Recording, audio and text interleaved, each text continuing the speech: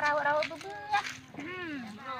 Kemudian bubu ini nanti dijadikan bahan bakar karena kami orang miskin ya Oma.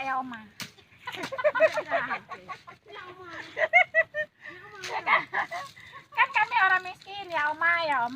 Kami orang kaya ya Oma. Kata jamun.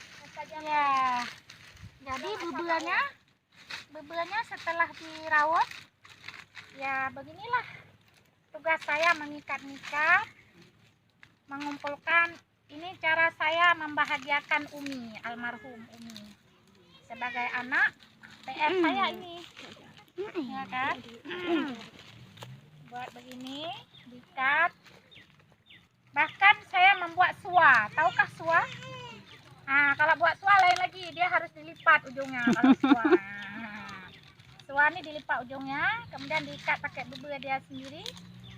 Nanti biasanya suah digunakan untuk pengganti obor, karena pada zaman bahola saya kecil itu kan belum ada listrik seperti sekarang. Jadi kami kalau pergi-pergi ke rumah tetangga mau ke masjid pakai suah. Nah, jadi beginilah suahnya diikat. Nah, ini dia. Ya kan?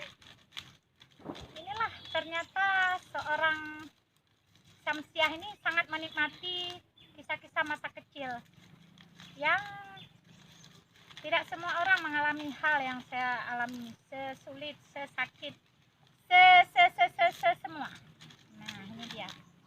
Kemudian ada tukang ini hal paling menyenangkan bagi saya. Cuman nggak ada buket nih, buketnya terlalu sudah bertautan. Ini waktu masa kecil saya, tukang ini jadi alat transportasi menjeruh-jeruh. Menjeruh-jeruh di buket.